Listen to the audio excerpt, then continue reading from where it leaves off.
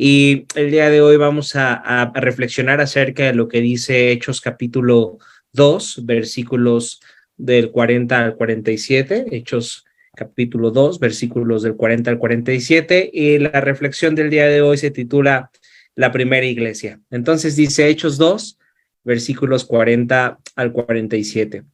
Entonces Pedro siguió predicando por largo rato y les rogaba con insistencia a todos sus oyentes: sálvense de esta generación perversa. Los que creyeron, los que creyeron lo que Pedro dijo, perdón, fueron bautizados y sumados a la iglesia en ese mismo día, como 3,000 en total. Todos los creyentes se dedicaban a las enseñanzas de los apóstoles, a la comunión fraternal, a participar juntos en las comidas, entre ellas la cena del Señor, y a la oración. Un profundo temor reverente vino sobre todos ellos y los apóstoles realizaban muchas señales milagrosas y maravillas. Todos los creyentes se reunían en un mismo lugar y compartían todo lo que tenían. Vendían sus propiedades y posesiones y compartían el dinero con aquellos en necesidad. Adoraban juntos en el templo cada día, se reunían en casas para la cena del Señor y compartían sus comidas con gran gozo y generosidad, todo el tiempo alabando a Dios y disfrutando de la buena voluntad de toda la gente. Y cada día el Señor agregaba a esa comunidad cristiana los que iban siendo salvos. Entonces, tenemos en estos versículos, recuerden que según el plan de lectura anual, estamos ahora en el libro de Hechos de los Apóstoles. Y bueno, aquí Lucas, el autor del Evangelio de Lucas, es el autor del libro de Hechos, y aquí se nos narran algunas historias acerca de los apóstoles, acerca de la primera iglesia, quiénes fueron esos primeros cristianos después de la resurrección de Jesús. Y entonces en esta porción del versículo 40 al 47 tenemos la última parte del sermón que hace Pedro en Pentecostés. Y bueno, fíjense lo que dice el versículo 41, los que creyeron lo que Pedro dijo fueron bautizados y sumados a la iglesia en ese mismo día, como 3,000 en total. Entonces podemos ver que esta primera iglesia era una iglesia que iba creciendo, que iba aumentando. Tan solo ese día de la predicación, 3,000 personas habían venido a la fe en Jesús. ¿Y por qué? Porque esta iglesia crecía, se fortalecía, compartían tantas cosas juntos. Esa es la pregunta que me gustaría que resolviéramos en la reflexión de hoy. ¿Por qué esta primera iglesia era de esta forma? Vemos en ella una predicación exitosa, es decir, cuando Pedro predicaba o cuando alguno de los apóstoles predicaban, entonces personas venían a la fe en Jesús. A veces nos gustaría ver un poco más de eso en nuestras iglesias, ¿verdad? Tal vez cada domingo estamos recibiendo a personas que ya son creyentes y recibimos pocas personas que no son creyentes, y esos no creyentes muy pocos vienen a la fe en Cristo a través de nuestras predicaciones. Sin embargo, aquí en la primera iglesia vemos cómo el Espíritu Santo cambiaba el corazón de estas personas que escuchaban las predicaciones de los apóstoles y venían a la fe en Jesús. Pero ¿cómo podemos saber si una persona está en verdad cambiando? No sé, me parece que estamos en un tiempo donde muchas personas se consideran a sí mismos como cristianos y tal vez lo hagan por la sensación que sienten al estar en los servicios, tal vez, no sé, se sientan superiores a otras personas. No sé, hay muchos parámetros en los cuales tal vez podemos identificar si una persona es realmente cristiana, pero aquí en este capítulo 2 del libro de Hechos se nos dice cuáles son las verdaderas características de una persona que en verdad que en verdad es cristiana, que en verdad ha entendido el evangelio, y qué es lo que tendría que pasar en esa persona después de venir a la fe en Cristo. Si realmente queremos saber si una persona ha entendido el evangelio, si realmente queremos saber si una persona es cristiana, tendría que comportarse como estas personas de la iglesia en el primer siglo. Y vamos a ver algunas características. Vean lo que dice el versículo 46. Adoraban juntos en el templo cada día, se reunían en casas para la cena del Señor y compartían sus comidas con gran gozo y generosidad. Entonces, una de las primeras características de las personas que conformaban esta primera iglesia, esta iglesia primitiva, es que pasaban el tiempo juntos. es que adoraban al Señor juntos, no solamente iban juntos al templo, sí, adoraban ahí en el templo juntos, pero después de eso también pasaban un tiempo en comunidad, también iban a las casas de los unos a los otros, partían el pan, se compartían con generosidad. Es decir, estas personas de la primera iglesia no simplemente estaban en el templo por compromiso, sino que en verdad amaban pasar tiempo juntos, aprovechaban pasar tiempo juntos, buscaban cualquier excusa para pasar tiempo juntos y era algo que deseaban. Fíjense que la primera iglesia, en la cuestión de comunidad, no era algo que hacían, sino era algo que eran. Ellos eran una comunidad, no hacían comunidad como una forma de una obligación, sino porque en verdad tenían el deseo de hacerlo.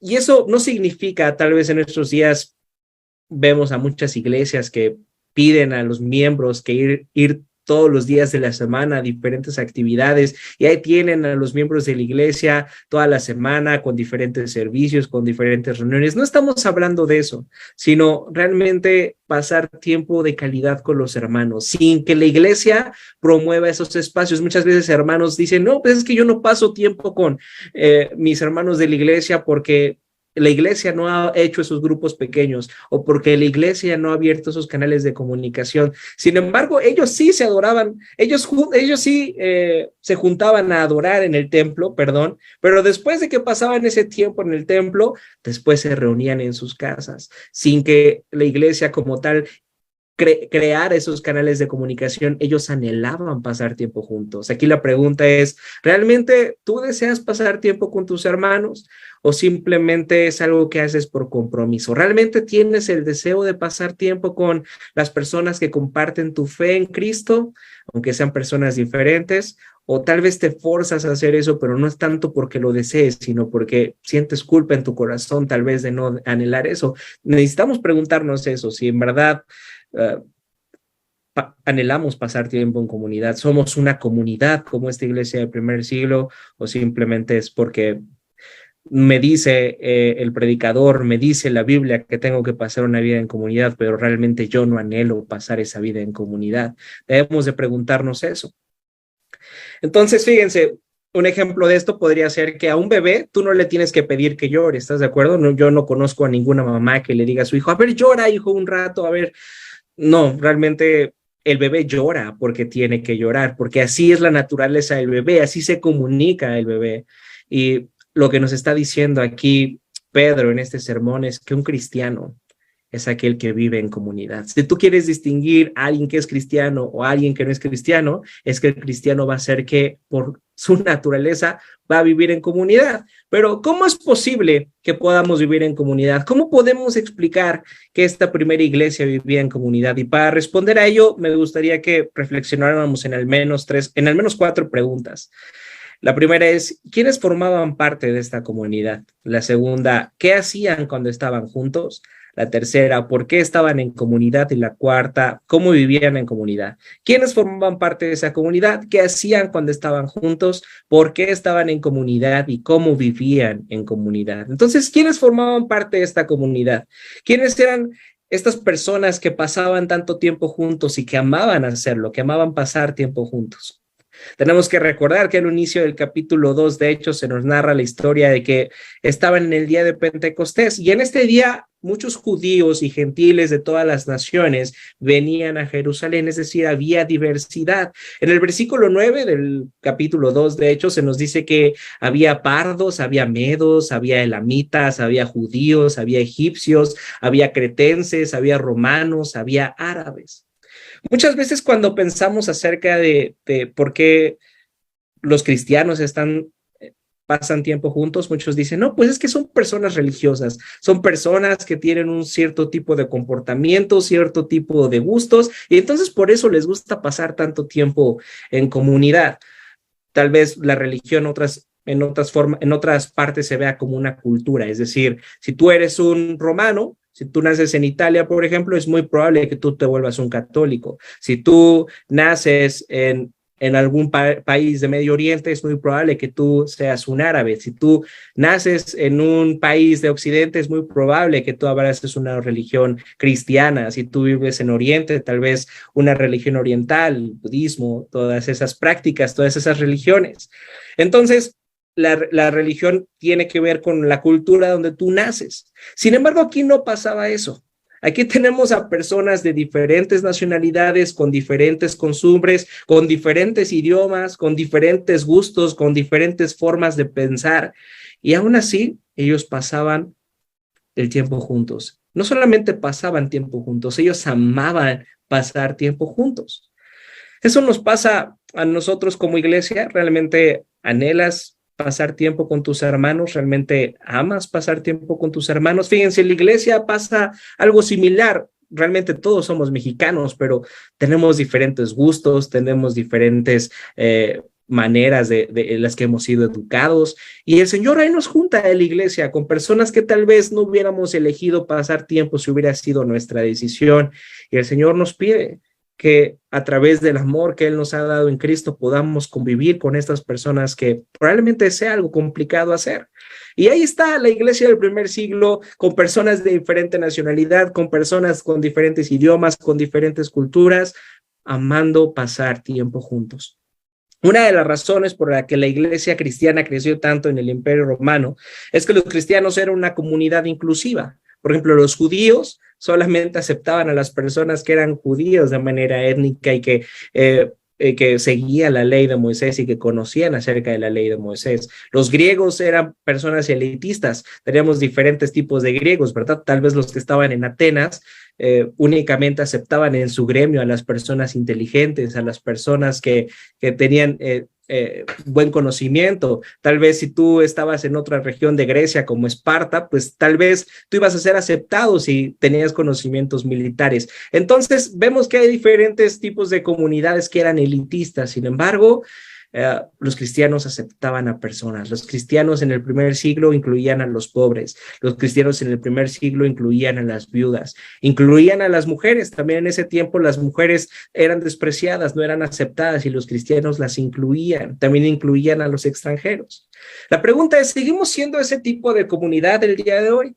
¿O hemos hecho de nuestra cultura algo exclusivo, solamente para nosotros, solamente para personas como nosotros, que vistan como nosotros, que huelan como nosotros, que les gusten las mismas cosas que a nosotros? ¿O realmente la iglesia en la que estamos hoy incluye a personas que no son como nosotros? Debemos de preguntarnos eso también. Y vamos a la siguiente pregunta. Ya vimos quiénes eran esta comunidad que pasaban tanto tiempo juntos. Ahora respondamos la siguiente pregunta. ¿Qué hacían cuando estaban juntos? Vean lo que dice el versículo 42. Todos los creyentes se dedicaban a las enseñanzas de los apóstoles, a la comunión fraternal, a participar juntos en las comidas, entre ellas la cena del Señor, y a la oración. Entonces, la primera cosa que nos dice que hacían aquí el versículo 42 es que estudiaba la enseñanza de los apóstoles, lo que nosotros conocemos el día de hoy como el Nuevo Testamento. Pero tenemos que entender que las enseñanzas de los apóstoles se basaban en las Escrituras, lo que hoy conocemos como el Antiguo Testamento, y ellos mostraban cómo Cristo era el cumplimiento de todas las promesas que se decían en el Antiguo Testamento. Ahí tenemos la predicación de Pedro. Tan solo vean el capítulo 2 y van a ver a Pedro citando el Antiguo Testamento. Tenemos la predicación de Esteban, y en esa predicación vemos a Esteban citando a Abraham, al Antiguo Testamento. Es decir, las enseñanzas de los apóstoles eran seguir estudiando el Antiguo Testamento, pero ahora mostrar cómo Cristo era la promesa cumplida de todas las promesas que se hicieron en el Antiguo Testamento. Y eso era algo que estudiaban en la iglesia del primer siglo. Ellos se juntaban para estudiar, para meditar, para crecer, para animarse a través de todo lo que enseñaban los apóstoles. Lo siguiente que nos dice es que tenían una comunión fraternal. Ellos se amaban los unos a los otros, compartían todo, no solamente la comida, sino también abrían su corazón entre ellos. También se confesaban los unos a los otros sus pecados, se decían aquello que les dolía, aquello que les hacía feliz, se animaban los unos a otros recordándose el evangelio. ¿Realmente tienes ese tipo de relación en la iglesia? ¿O cuando vas a la iglesia simplemente intentas mostrar que eres mejor persona que las que están ahí. Realmente vas a la iglesia para conocer a las personas que forman parte de tu comunidad, para dejarte conocer por las personas que forman parte de tu comunidad, o realmente no tienes deseo de conocer a las personas ni dejarte de conocer por ellos. Debemos de preguntarnos eso. Realmente, y también tomaba la cena del Señor. ¿Esto qué nos dice?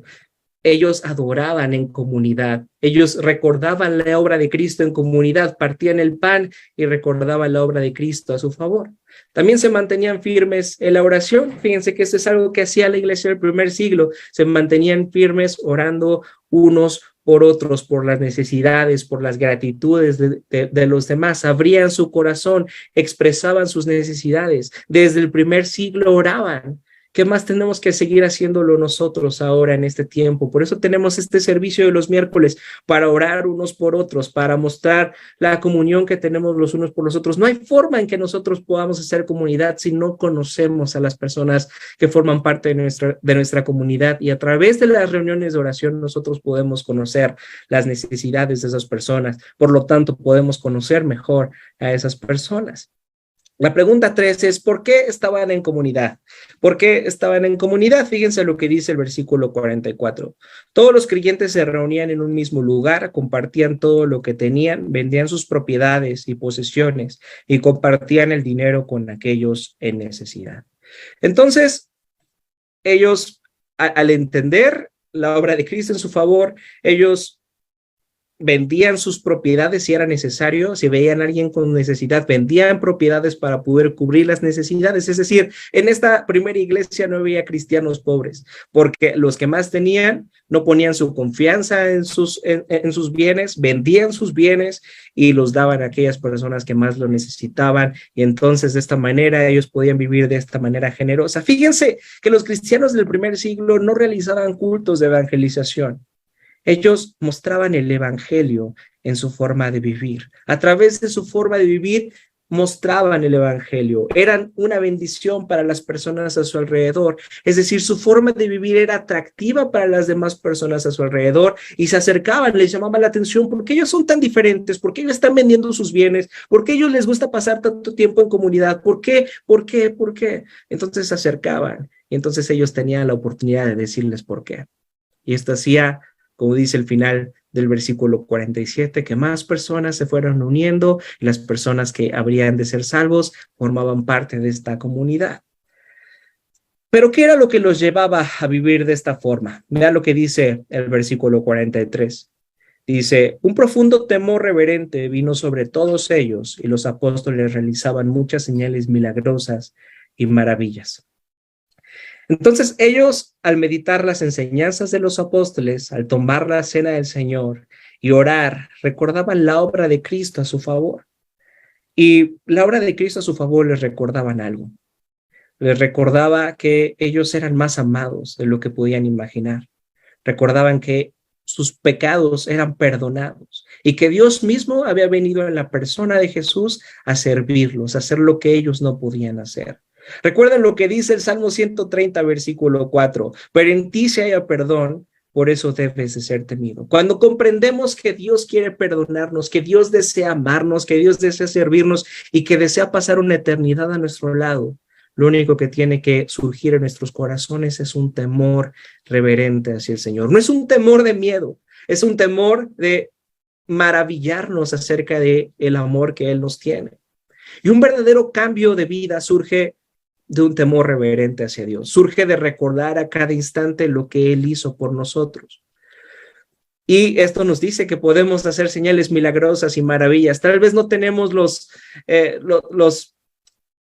milagros que hacían los apóstoles en el tiempo de la iglesia primitiva, pero realmente si nosotros ponemos nuestra esperanza en Cristo, podemos dejar de pensar en nosotros de una forma egoísta y buscar el beneficio de las demás personas. Y eso son actos milagrosos, y eso es una maravilla en una cultura, en una sociedad tan egoísta. Aún podemos seguir orando por personas, y el Señor, si lo quiere, sana a esas personas. Aún siguen pasando cosas milagrosas y maravillosas en el pueblo de Dios, a poner nuestra esperanza y nuestra confianza en Cristo. Por eso necesitamos vivir en comunidad, necesitamos recordarnos los unos a los otros el evangelio. Y la última pregunta es, ¿cómo vivían en comunidad? Dice el versículo 46, adoraban juntos en el templo cada día, se reunían en casas para la cena del Señor y compartían sus comidas con gran gozo y generosidad, todo el tiempo alabando a Dios y disfrutando de la buena voluntad de toda la gente. Y cada día el Señor agregaba a esa comunidad cristiana los que iban siendo salvos.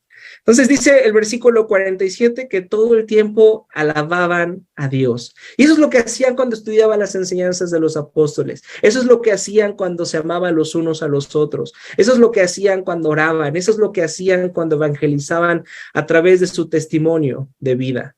Ellos estaban alabando a Dios. Por eso hacían todo lo que hacían, porque alababan a Dios. Recordaban la obra de Cristo, se la recordaban los unos a los otros. Y entonces esto era lo que los motivaba a vivir de esta forma. Fíjense esto que dice C.S. Lewis. Dice, creo que nos gozamos al alabar aquello que disfrutamos, porque la alabanza no es una mera expresión de ese disfrute, sino que lo completa. Es su consumación establecida. No es tan solo con la intención de hacerse cumplidos que los amantes se dicen una y otra vez cuán bellos son. El deleite es incompleto hasta que se expresa. ¿Qué es lo que está diciendo C.S. Lewis? ¿Qué es lo que haces cuando escuchas una canción que te encanta? ¿Qué es lo que haces cuando vas a un lugar y te encanta la comida que sirven en ese lugar? ¿Qué es lo que haces cuando visitas un lugar que te parece increíble? ¿Qué es lo que haces? Si eres una persona normal, vas y le cuentas todo eso a las demás personas. Le dices, mira, escucha esta canción, mira, ve a este restaurante, prueba esta comida. Es más, vamos a ese restaurante, vamos a comer juntos. Mira, visita este lugar, ve este hermoso paisaje. Realmente, cuando nosotros vemos algo que llena nuestro corazón y lo compartimos con las demás personas, estamos adorando. Estamos adorando, nuestros corazones están reconociendo la belleza de ese algo o ese alguien, y al compartirlo con los demás, realmente estamos adorando. La adoración no es completa hasta que la compartes. Por eso nos encanta tanto ir a conciertos, por eso nos encanta tanto ir juntos a comer, por eso nos encanta tanto hacer tantas cosas juntos, porque la adoración no es completa hasta que la compartes. Pero mientras más aprecies algo, más vas a desear compartirlo con las personas que amas. Pero nuestra adoración más perfecta, la adoración más perfecta que puede ofrecer nuestro corazón es la adoración a Cristo. ¿Realmente estás compartiendo a los demás lo que significa la salvación que has recibido a Cristo? ¿Realmente ves la salvación de Cristo como lo más hermoso, lo más precioso, lo más maravilloso que has visto, lo más hermoso que has escuchado, lo más confortante que has probado?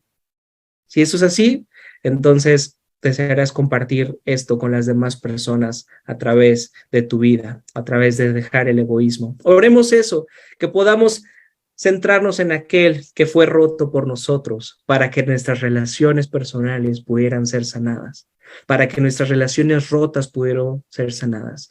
Cristo fue roto para que aquellas cosas que están rotas en nuestras vidas puedan ser sanadas. Oremos eso, oremos en esta noche para que nuestros corazones dejen de ser egoístas y dejemos de pensar en nuestro beneficio y en verdad podamos centrarnos en el beneficio y el bienestar de las demás personas a nuestro alrededor.